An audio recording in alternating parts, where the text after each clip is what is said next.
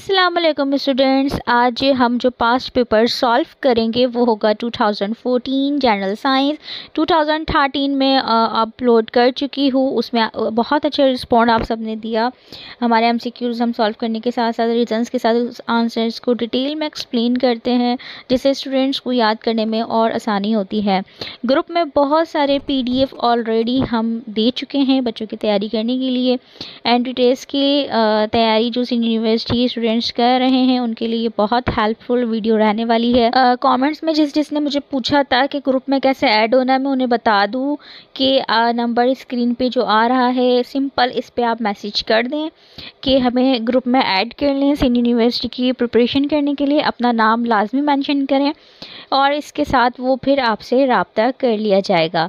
ठीक है, तो हम स्टार्ट करते हैं। फर्स्ट हमारा MCQs है। फर्स्ट MCQs है हमारा, कॉमन सॉल्ट का केमिकल फार्मूला क्या है? तो इसमें सही ऑप्शन है A NaCl। Common salt sodium और क्लोरीन से मिलके बनता है और इसका जो रेशो है तो वो 1:1 है, तो इस वजह से इसको ऐसे लिखेंगे कि NaCl, इसके साथ कोई नंबर अटैच नहीं करना। इसका सही आंसर है A। फ्रॉक के पास क्या नहीं है? तो यहाँ ऑप्शन से रखे, सही ऑप्शन है रिब्स। तो फ्रॉक के पास रिब्स नहीं है, मगर उसके पास लंग्स है और पेक्टोरल गिर्डल है जो हेल्प करता है दूसरे ऑर्गन को प्रोटेक्ट करने में और सांस लेने में, यानी रिब्स का काम करता है रिब्स ना होने के बावजूद। नेक्स्ट MCQs में पूछा जा रहा है कि डाइजेशन कहाँ से स्टार्ट हो जाती है? इसमें ऑप्शन दे रखे हैं, तो सही ऑप्शन है इसमें माउथ। अच्छा, माउथ में क्या होता है? जब हम कोई फूड लेते हैं तो जब ही आपकी डाइजेशन स्टार्ट हो जाती है, मैकेनिकल भी और एंजाइमेटिक भी। मैकेनिकल किस तरीके से? जब आपके दांत चबाते हैं किसी भी फूड को तो वो स्मॉलर पीस में होना स्टार्ट हो जाते हैं, इसलिए मैकेनिकल। और केमिकल डाइजेशन किस तरीके से? जब आपका सैलिवा यानी थूक उस फूड के साथ मिक्स होता है तो एक एंजाइम से रिलीज होता है, वो उसे कहते हैं MLS।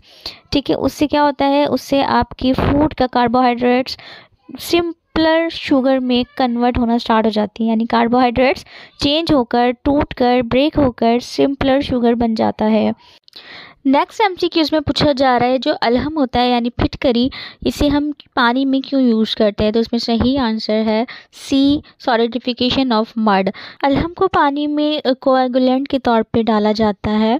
जो छोटी छोटी ज़रात होते हैं उनको इकट्ठे करके बड़े फ्लॉक्स बना देता है और उसके बाद वो क्या होता है, नीचे बैठ जाते हैं, जिससे पानी साफ़ हो जाता है और अलहम को एल्युमिनियम सल्फेट भी कहते हैं। नेक्स्ट MCQs में पूछा जा रहा है एयर क्या है? कंपाउंड है, एलिमेंट है या मिक्सचर है या इलेक्ट्रोलाइट है? तो इसमें सही आंसर है C मिक्सचर। मिक्सचर क्यों है? क्योंकि एयर मिक्सचर है बहुत सारे गैसेस का, नाइट्रोजन का, ऑक्सीजन का, कार्बन डाइऑक्साइड का, जो कि फिज़िकली कंबाइंड है और हर गैस अपनी अलग अलग खसूसियत रखती है। नेक्स्ट MCQ है ओजोन लेयर रेस्ट्रिक्ट्स, यानी ओजोन लेयर किसे रोकती है? इसमें ऑप्शन दे रखे, सही आंसर है B ultraviolet radiation. Ultraviolet radiation को ओजोन लेयर रोकती है। ये ओजोन लेयर होती कहाँ है? हमारे अर्थ के एटमॉस्फेयर का पार्ट है ये ओजोन लेयर, और ये ओजोन लेयर का काम होता है एब्जॉर्ब करना और ब्लॉक करना सन की हार्मफुल रेडिएशन को। सन की हार्मफुल रेडिएशन कुछ ऐसी होती है जो हमारी हेल्थ के इश्यूज बनाती है, इवन स्किन कैंसर तक हो सकता है उससे।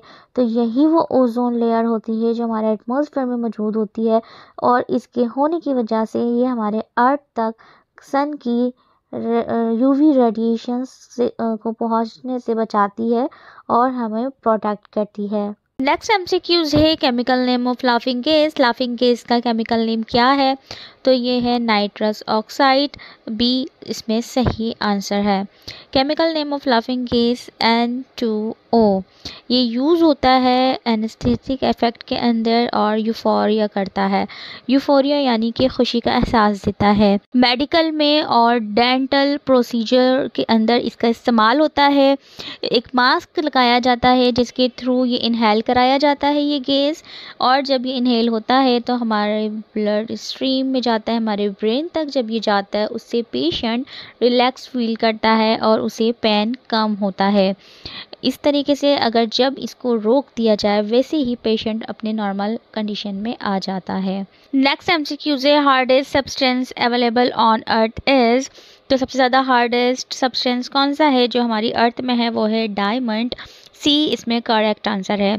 डायमंड एक नेचुरल हार्डेस्ट मटेरियल है जो कि स्ट्रॉन्ग कोवलेंट बॉन्ड इनके कार्बन एटम के दरमियान बनी हुई है, जिसकी वजह से ये क्रिस्टल स्ट्रक्चर इसका बनता है और ये हार्डेस्ट बनता है। नेक्स्ट में पूछा जा रहा है which is the following is used in pencil. Pencil में कौन सा यूज़ होता है इनमें से, तो इसमें सही आंसर है सी ग्राफाइट। ग्राफाइट में क्या होता है, पेंसिलों में ग्राफाइट यूज़ किया जाता है क्योंकि ये नरम होता है और कागज़ पर वाज़ह निशानात छोड़ता है और इसकी ख़ास लेयर होती है जो इसको लिखने में हेल्प करती है। जबकि जो दूसरे ऑप्शन है जिसमें फॉस्फोरस है वो फर्टिलाइज़र और मैचस्टिक्स में यूज़ होता है और सिलिकॉन इलेक्ट्रॉनिक्स और कंप्यूटर चिप्स जैसी काम करने में यूज़ होता है। नेक्स्ट में क्वेश्चन है which gas is commonly filled in light electric bulbs. वो कौन सी गैस है जो इलेक्ट्रिक बल्ब के अंदर फिल होती है, तो इसमें सही आंसर है नाइट्रोजन। नाइट्रोजन लाइट बल्ब के अंदर नाइट्रोजन फिल होती है। बल्ब के अंदर थिन वायर होते हैं जिन्हें हम फिलामेंट कहते हैं और ये नाइट्रोजन गैस उन फिलामेंट की हिफाजत करती है। नेक्स्ट में भी लाइट बल्ब के बारे में पूछा जा रहा है, लाइट बल्ब किसने इन्वेंट करा था, तो इसमें सही आंसर है थॉमस एडिसन। सी इसका करेक्ट आंसर है। नेक्स्ट एमसीक्यूज है which type of fire extinguisher uses for petroleum fire. Petroleum fire अगर हो जाए तो कौन सा एक्सटिंग्विशर यूज़ होता है। डिफरेंट इंडस्ट्री में डिफरेंट एक्सटिंग्विशर रखे जाते हैं। इमरजेंसी में अगर किसी भी किस्म की फ़ायर हो जाए, अलग अलग किस्म की फ़ायर होती है। इसमें पेट्रोलियम फायर की बात हो रही है जो कि क्लास बी फायर भी कहलाती है। तो इसमें सही आंसर है सी फोम टाइप, यानी फोम टाइप का एक्सटिंग्विशर यूज़ होता है अगर पेट्रोलियम फायर हो जाए तो।